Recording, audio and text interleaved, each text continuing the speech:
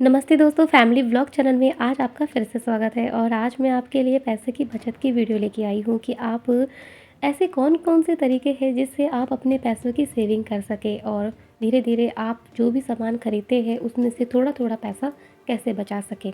देखिए, सबसे पहले अगर आप चाहते हैं कि आप वेजिटेबल जो आप सब्ज़ी खरीदना चाहते हैं उनमें से आप कैसे पैसे बचाएँ, मैं तो क्या करती हूँ, अगर मैं अपने बारे बताऊँ तो मैं ज़्यादातर सब्ज़ी फ्रेश खरीदती हूँ। और दूसरी बात ये है कि मैं सब्ज़ी को देखकर खरीदती हूँ कि मुझे कौन-सी सब्ज़ी चाहिए और इस टाइम पर सब्ज़ी जो हमको दिख रही है मार्केट में, इस टाइम पर कौन-सी जो कम प्राइस की मिल रही है। और अगर जो महंगी प्राइस की होती है तो समझ लो कि इस सब्ज़ी का सीज़न जाने वाला है, और अगर सस्ती मिल रही है तो समझ लो कि ये इस टाइम पर सीज़न में चल रही है।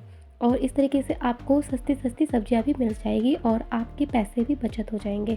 तो इस तरीके से आप सब्ज़ी खरीद सकते हैं। दूसरी बात आती है, देखो आपको क्या सब्ज़ी पसंद है। कई लोग होते हैं जिनको भिंडी खाना पसंद नहीं होता, और काफ़ी लोग होते हैं जिसको शिमला मिर्च पसंद नहीं होता, किसी को कटहल पसंद नहीं होता, कोई गाजर नहीं खाता है, कोई मटर नहीं खाता है, कोई किसी को घिया पसंद नहीं होता है, किसी को टिंडा पसंद नहीं होता है, कोई तो हरी सब्ज़ी ही नहीं खाता है। अब ये तो अपनी मनपसंद के हिसाब से हम सब्ज़ी लेके आते हैं कि हमको कौन-सी सब्ज़ी खानी है और कौन-सी सब्ज़ी आप नहीं खाते हैं। आपको पता लगाना चाहिए कि आप कौन-सी ऐसी सब्ज़ी है जिसको ज़्यादा खाते हैं और जिसको नहीं खाते हैं। तो ज़्यादातर घरों में तो मैंने देखा है कि शिमला मिर्च आता है, आलू आता है, और आजकल जैसे फूल गोभी आ रही है, पत्ता गोभी आ रही है, इस तरह की लोग सब्ज़ी खरीद रहे हैं। मार्केट में सब्ज़ी आ रही है, पालक आ रहा है और साग आ रखा है और मूली आ रखी है। इस तरह की मार्केट में सब्ज़ी आ रखी है। तो अभी ये सब्ज़ी के प्राइस बहुत कम भी है, और आप इन सब्ज़ी को अपने घर पे जब लेके आते हैं तो सब्ज़ी को हमें हिसाब से लेके आना चाहिए। जैसे कि अगर आप 1 हफ़्ते की सब्ज़ी खा रहे हैं, पूरे 1 हफ़्ते अगर आपको चलाना है, तो आपको अपने परिवार के हिसाब से लाना होता है कि परिवार में कितने मेंबर हैं। अगर आपका परिवार बड़ा है, आप बड़े मतलब फैमिली आपकी ज़्यादा है, करीबन मतलब 7-8 लोग हैं, आप 7-8 लोग घर में रहते हैं, तो आपको जो भी सब्ज़ी लेनी है तो थोड़ी एक्स्ट्रा लेनी पड़ेगी। जैसे पालक आप जहाँ 1 किलो ले रहे हैं, वहाँ आपको पालक थोड़ा-सा एक्स्ट्रा और लेना पड़ेगा, ताकि पूरा परिवार के लिए हो सके। आलू जैसे आजकल आलू की जो प्राइस है बहुत कम आ रहे हैं, तो कभी-कभी आलू हमारे को मार्केट में जैसे 50 रुपए के 5 किलो ही मिल जा रही है, और फ्रेश आलू मिल रहे हैं। तो इस तरीके से जब कभी कोई सब्ज़ी अच्छी कम प्राइस में मिले तो उन सब्जियों को हमेशा ले लेना चाहिए। इस तरह से आपके पैसे की बचत होगी। अब दोस्तों, मिल्क से आप कैसे पैसे की बचत कर सकते हैं? देखिए दोस्तों, हमको मार्केट में मिल्क 2-3 प्रकार का मिल जाता है। एक तो मिलता है फुल क्रीम दूध, और एक मिलता है टोंड, और एक इससे भी हल्का दूध होता है। तो दोस्तों, वैसे हमको कौन-सा दूध लेना चाहिए? दोस्तों, अगर मैं अपनी बात कहूँ तो मैं दोस्तों फुल क्रीम दूध खरीदती हूँ। फुल क्रीम इसलिए खरीदती हूँ क्योंकि उसमें एक फ़ायदा होता है। जब मैं फुल क्रीम दूध खरीदती हूँ तब मैं उस दूध में से जब मलाई जमती है उसको मैं इकट्ठा करके फ्रिज में रख देती हूँ। उसको करीबन मैं 18 या 1 महीने तक उसको मैं जमाती रहती हूँ, फ्रीज़र में रख देती हूँ जहाँ पर बर्फ़ जमती है। तो इससे क्या होता है, मलाई ज़्यादा दिन तक चलती है और ख़राब नहीं होती, और सर्दियों में बहुत अच्छी तरीके से दूध में मलाई जमती है।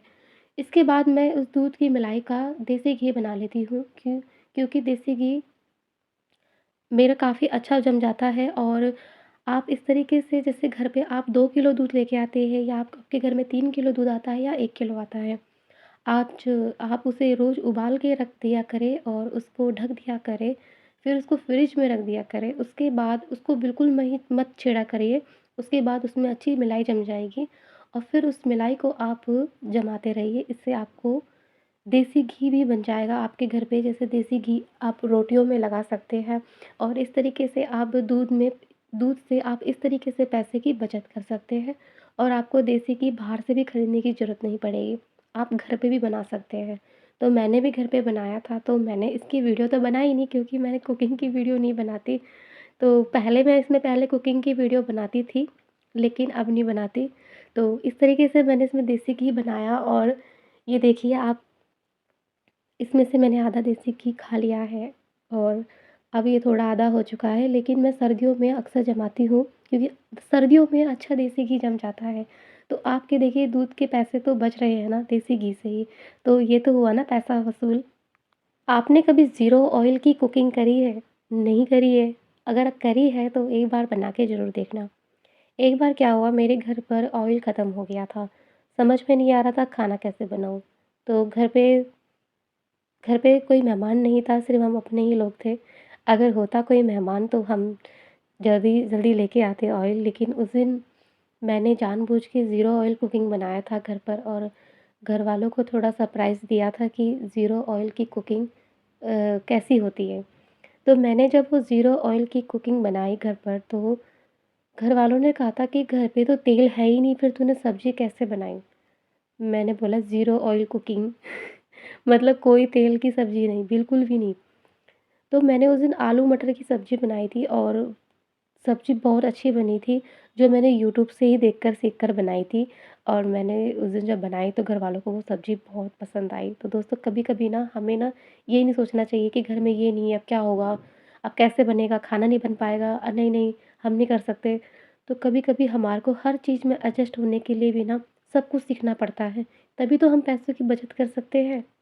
वैसे देखा जाए ज़ीरो ऑयल की कुकिंग हेल्दी होती है, अगर आप वेट लूज़ करने के लिए सोच रहे हैं ना, तो आपके लिए ज़ीरो ऑयल कुकिंग सबसे बेस्ट है क्योंकि ज़ीरो ऑयल कुकिंग करने से हमारे शरीर में से एक तो कोलेस्ट्रॉल कम हो जाएगा और साथ ही साथ हमारा वेट भी कम होते जाएगा। अगर आप अपने शरीर के लिए सोच रहे हैं कि कोलेस्ट्रॉल कैसे कम करें, तो इसके लिए आपको ज़ीरो ऑयल कुकिंग स्टार्ट कर देनी चाहिए। एक बार क्या हुआ दोस्तों मेरे घर पे कि टॉयलेट सीट टूट गई थी और उसका फ्लश भी काम नहीं कर रहा था। अब मुझे समझ में नहीं आ रहा क्योंकि उसका जो फ्लश है वो भी काम नहीं कर रहा और टॉयलेट सीट भी काम नहीं कर रही। घर पे काफ़ी टाइम से किसी के पास टाइम ही नहीं था कि कोई भी उसे ठीक कर सके। सब अपने काम पर बिज़ी थे। सबने कहा कि प्लम्बर वाले को बुला देना, प्लम्बर वही आके ठीक करेगा। मैंने क्या करा, मैंने यूट्यूब से सर्च किया कि टॉयलेट सीट कैसे जोड़ें और उसका फ्लैश कैसे ठीक करें। मैंने पूरी कोशिश करी इसको देख के, मतलब कि मैं कर सकती हूँ यही सोच के कि हाँ, ये कोई ज़्यादा मुश्किल नहीं है। मुश्किल ये था कि थोड़ा अजीब लगता है करना, लेकिन सच कहूँ तो मुझे ऐसा लगता है कि कभी-कभी हमको अपने खुद के काम कर लेने चाहिए। जैसे कि हम अपने कामों के लिए हमें शर्म नहीं करनी चाहिए कि हम इस पे क्यों हाथ लगाएँ या ये हमारा काम नहीं है। देखिए हमारे घर पे जो चीज़ है वो सब हमारी है, क्या वो कुछ भी क्यों ना हो। और हम इसमें हाथ तो लगा सकते हैं और टॉयलेट सीट है जब हम उसे साफ़ कर सकते हैं, तो क्या हम उसको खुद से ठीक नहीं कर सकते हैं क्या? काफ़ी लोगों को थोड़ा अजीब लगेगा, लेकिन मेरे लिए ये भी अजीब ही था क्योंकि टॉयलेट सीट को जोड़ना और साथ ही साथ उसके फ्लश को ठीक करना, उसके ज़्यादा कोई मुश्किल काम नहीं था ये। मैंने यूट्यूब से देखा और उसको मैंने फ्लश ठीक कर दिया और उसका टॉयलेट सीट भी मैंने जोड़ दिया और उसके बाद वो बिल्कुल ठीक हो गया। प्लम्बर बुलाने वाले को मैंने नहीं बुलाया, ना घर पे किसी को, उसके बाद मैंने खुद से ठीक किया। कभी-कभी दोस्तों हम क्या होता है ना कि हम हमेशा हर किसी को बोल के डिस्टर्ब करते हैं कि ये काम आपका है, ये काम हमारा है, ये काम आपका है। ऐसे काम हमें बाँटने नहीं चाहिए, हमें ये देखना चाहिए कि हम क्या ये काम कर नहीं सकते, मतलब इतना हमारे अंदर होना चाहिए। ये है कि मतलब छोटे-मोटे जो काम होते हैं मैं खुद से कर लेती हूँ, लेकिन बिजली के काम नहीं करती हूँ क्योंकि उसमें मैं रिस्क नहीं ले सकती। क्योंकि जितना हो सके उतना हम कर सकते हैं, लेकिन ज़्यादा नहीं, लेकिन उतना ही जितना हम कर पाएँ। दोस्तों ये तो हम एडजस्ट कर सकते हैं अपनी ज़िंदगी में हर चीज़ में, तभी हम अपने पैसों की बचत भी कर सकते हैं। वैसे तो दोस्तों बातें बहुत सी हैं, लेकिन अभी वीडियो हो चुकी है बहुत लंबी, तो आज के लिए इतना ही। अगली नई वीडियो के साथ हम फिर मिलेंगे। नमस्ते।